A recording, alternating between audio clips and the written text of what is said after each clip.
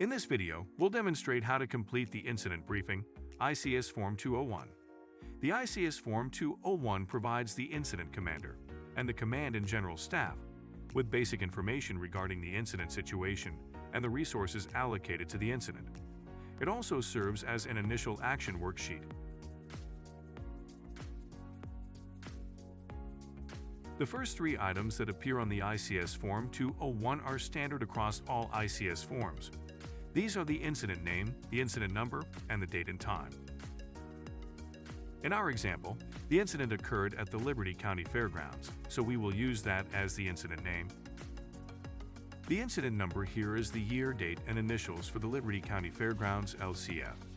Incident commanders receive the incident number from dispatch, command, or they create their own based on local protocols. We could also use the unique incident number from the 911 dispatcher's computer-aided dispatch or CAD system.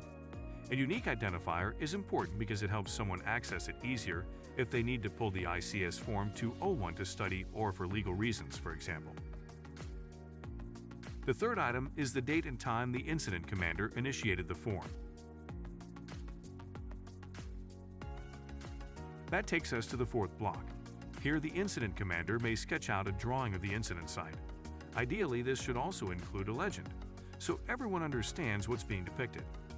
It's always important for the incident commander to draw the block or sketch out the incident area, so everyone knows exactly where their area of responsibility begins and ends. Block 5 is the Situation Summary and Health and Safety Briefing, where the incident commander will write a short situation summary while noting health and safety briefing items. It should be long enough to convey the situation and any known health and safety issues that may exist.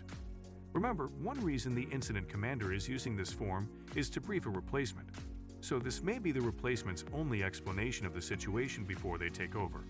I always ask myself, what would I want to know if I were about to walk into a situation with only the radio traffic to go on? I recommend you ask yourself the same. On the sample form, we have a few items that cover everything from the history of the incident to major safety issues. The bottom of each form has a block for the preparer. It includes their position or title, signature, and date, and time they completed the form. Usually, this block is repeated on each page, so be sure not to miss one. This is a legal document, so it's important that we fill in each page completely.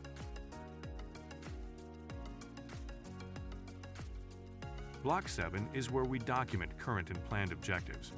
The incident commander decides the objectives, so they're responsible for making sure those are set and recorded. Notice that in our example, there are a couple of items that aren't formatted as SMART objectives, meaning specific, measurable, action-oriented, realistic, and time-sensitive. For example, extinguish fire timely and efficiently isn't time-sensitive.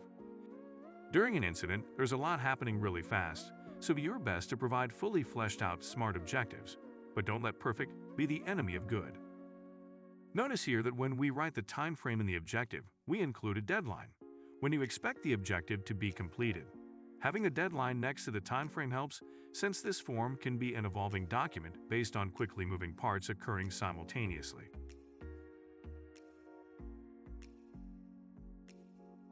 After developing objectives, we document strategies and tactics.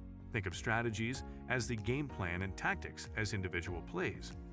With time on the left and actions on the right, this list is a running tally of what's happened and what actions the incident commander is putting into place or intends to put into place at a future time. Remember, all actions should tie back to your objectives. If an incident commander needs more space to list out their actions, they can grab another page 2 of the ICS Form 201 and tack it on. If you do, be sure to change the page number at the bottom so we know if a page is missing.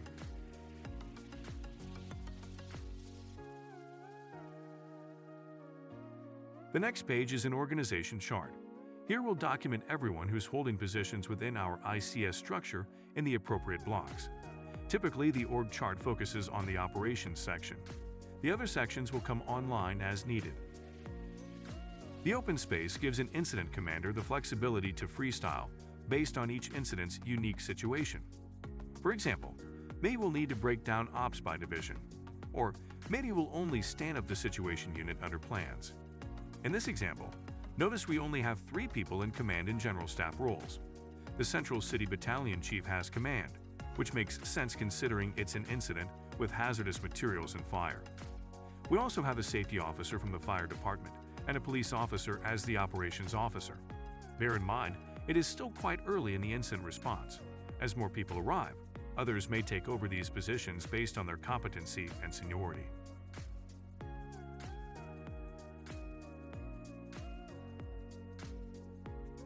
The last section in the ICS Form 201 is the resource summary block. Lots of resources may be coming and going throughout the incident. The incident commander needs to know what's on scene and what's in transit.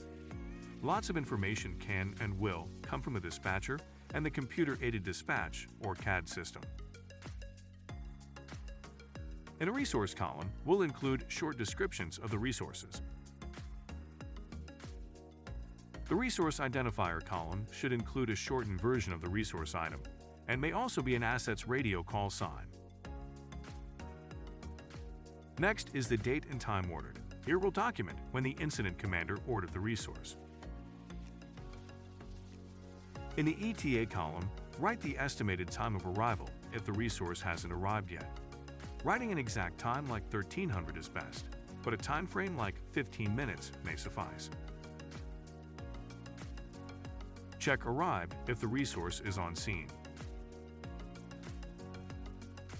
And finally, the last column is for notes. Here, consider adding specific information about the asset, like the number of people expected to be associated with the asset. That's it for the incident briefing, ICS Form 201. Thanks for watching.